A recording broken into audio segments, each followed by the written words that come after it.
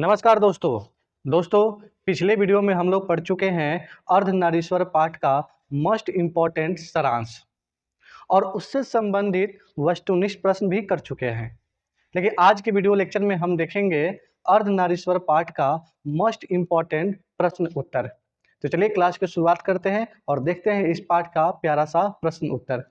जैसे आप सब जानते हैं विद्यार्थी, क्लास 12 बिहार बोर्ड का जो हिंदी पुस्तक है उस पुस्तक का नाम है दिगंत भाग 2 और इस पुस्तक का ये पाठ 4 है जिसका नाम है अर्धनारीश्वर, जिसके लेखक है रामधारी सिंह दिनकर।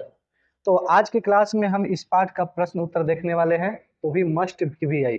ठीक, तो चलिए शुरू करते हैं और देखते हैं पहला प्रश्न। चलिए पहला प्रश्न देखिए, प्रश्न नंबर 1। यदि संधि की वार्ता कुंती और गांधारी के बीच हुई होती तो बहुत संभव था कि महाभारत ना मचता। लेखक के इस कथन से क्या आप सहमत है? अपना पक्ष रखे। तो देखिए हम बोल सकते हैं कि यह कथन जो है लेखक का बिल्कुल उचित है। उन दिनों माता गांधारी और माता कुंती के बीच संधि की वार्ता हुई होती तो शायद आज महाभारत ना मचता। दोनों माताएं जो है ना राज सत्ता चाहती थी किंतु युद्ध नहीं। बात समझ में रहा है ना? तो देखिए इसका उत्तर क्या होगा। देखिए हम दे सकते हैं कि हाँ, लेखक का कथन उचित है। कुंती और गांधारी दोनों मातृत्व करुणा की प्रतीक थी। वे अपने पुत्रों के लिए राज सत्ता चाहती थी पर युद्ध नहीं। यदि बातचीत उनके हाथ में होती तो वे किसी न किसी समाधान से हिंसा और विनाश को रोक लेती। इसलिए यह माना जा सकता है कि संधि उनकी मध्यस्थता में होती तो महाभारत संभवतः टल जाता। तो इस प्रश्न का उत्तर कुछ इस प्रकार से आप दे सकते हैं। अगला प्रश्न देखिए, प्रश्न नंबर 2। अर्धनारीश्वर की कल्पना क्यों की गई होगी? आज इसकी क्या सार्थकता है? अब बताना है विद्यार्थी कि अर्धनारीश्वर की कल्पना क्यों की गई होगी। देखिए इसका उत्तर क्या होगा कि अर्धनारीश्वर की कल्पना इस विचार पर आधारित है कि नर और नारी एक दूसरे के पूरक है। दोनों में गुण दोष समान रूप से पाए जाते हैं और मिलकर ही पूर्णता बनाते हैं। आज इसकी सार्थकता इसलिए है कि समाज में समानता, सहयोग, संवेदनशीलता और परस्पर सम्मान का महत्व बढ़ गया है। यह बताता है कि पुरुषों को भी ममता और सहिष्णुता जैसे गुण अपनाने चाहिए और स्त्री को भी आत्मनिर्भर बनकर आगे बढ़ना चाहिए। ठीक, तो इस प्रश्न का उत्तर आप इस प्रकार से दे। चलिए विद्यार्थी अगला प्रश्न देखिए, प्रश्न नंबर 3। रविंद्रनाथ प्रसाद और प्रेमचंद के चिंतन से दिनकर क्यों असंतुष्ट है? प्रश्न दिया है कि रविंद्रनाथ प्रसाद और प्रेमचंद के चिंतन से दिनकर क्यों असंतुष्ट है। तो इसका उत्तर क्या होगा। देखिए दिनकर इसलिए असंतुष्ट हैं क्योंकि इन लेखकों ने नारी की छवि या तो अत्यधिक रोमांटिक, आकर्षक या दैवी राक्षसी रूप में दिखाई। यह दृष्टिकोण नारी की वास्तविकता और उसकी शक्तियों को नहीं दर्शाता। उन्होंने स्त्री को पुरुष के बराबर ना रखकर उसे एक कल्पना या भावना का पात्र बना दिया। दिनकर मानते हैं कि नारी की पहचान उसकी भूमिका इससे कहीं अधिक व्यापक और महत्वपूर्ण है। ठीक, तो इस प्रश्न का उत्तर आप कुछ इस प्रकार से आप दे सकते हैं। अगला प्रश्न के प्रश्न नंबर 4 कह रहा है कि प्रवृत्ति मार्ग और निवृत्ति मार्ग क्या है। फिर से सुनिए, कह रहा है कि प्रवृत्ति मार्ग और निवृत्ति मार्ग क्या है। तो इसका उत्तर होगा कि प्रवृत्ति मार्ग वह मार्ग है जिसमें मनुष्य भोग, परिवार, नारी, जीवन और सांसारिक सुखों को स्वीकार करता है। यह सक्रिय और भोग प्रधान जीवन है। निवृत्त मार्ग वह मार्ग है जिसमें मनुष्य संसार, नारी और सुखों से दूर रहकर संयम और त्याग का मार्ग चुनता है। यह संन्यास और विरक्ति का मार्ग माना गया है। ठीक, तो ये है विद्यार्थी प्रवृत्ति मार्ग और निवृत्ति मार्ग। चलिए अगला प्रश्न देखिए, प्रश्न नंबर 5।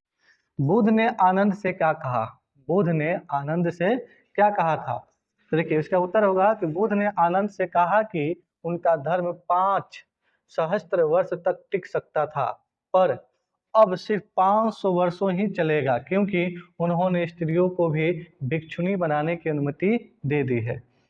इसका अर्थ यह था कि स्त्रियों की उपस्थिति से व्यवस्था संभालना कठिन होगा और धर्म की आयु कम हो सकती है।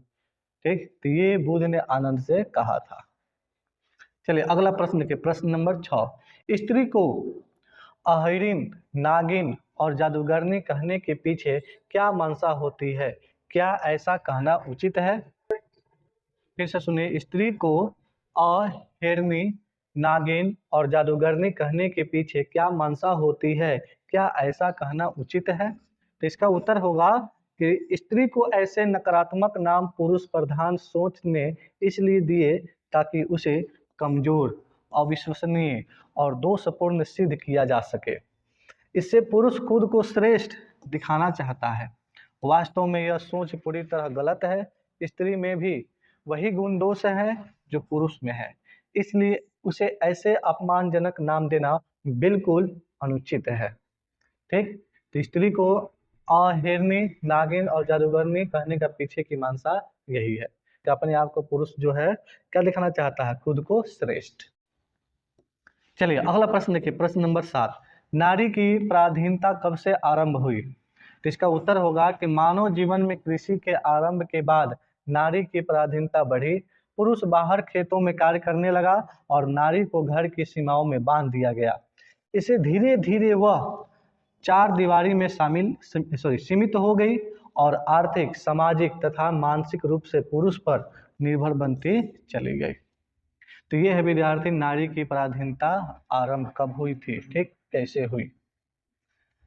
प्रश्न नंबर 8, इसमें दो प्रसंग दिया है, क और ख, दोनों को देखते हैं। पहला दिया क्या है कि प्रत्येक पत्नी अपने पति को बहुत कुछ उसी दृष्टि से देखती है जिस दृष्टि से लता अपने वृक्ष को देखती है। प्रसंग को स्पष्ट करें। तो देखिए इसका उत्तर होगा कि इस प्रसंग का अर्थ है कि स्त्री ने स्वयं को कोमल और निर्भर मान लिया है। जैसे लता अपना सहारा वृक्ष को मानती है, वैसे ही पत्नी अपना संपूर्ण जीवन पति पर आधारित कर देती है। उसका सुख दुख, सम्मान असम्मान और निर्णय सब पति की इच्छा पर निर्भर हो जाते हैं। यही उसकी पराधीनता को दर्शाता है। अगला प्रसंग दिया है कि जिस पुरुष में नारीत्व नहीं, अपूर्ण है। प्रसंग स्पष्ट कीजिए। तो देखिए, नारीत्व के गुण जैसे दया, ममता, सहिष्णुता, कोमलता मनुष्य को संतुलित बनाते हैं। यदि पुरुष इन गुणों से रहित हो तो वह कठोर, असंवेदनशील और एकांकिक बन जाता है। लेखक कहना चाहता है कि पुरुष तभी पूर्ण है जब वह नारी के कोमल गुणों को भी अपनाए। ठीक, तो ये दो प्रसंग जो है, दोनों प्रसंग का यहाँ पर उत्तर है। ठीक, इसे देख लीजिए। चलिए अगला प्रश्न देखिए, प्रश्न नंबर 9। जिसे भी पुरुष अपना कर्म क्षेत्र मानता है वह नारी का भी कर्म क्षेत्र है, कैसे?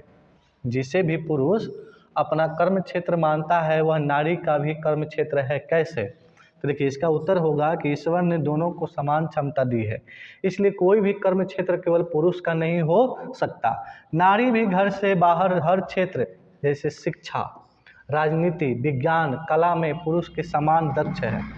समाज ने ही सीमाएं बनाई है, प्रकृति ने नहीं। इसलिए पुरुष का हर कर्म क्षेत्र नारी का भी है।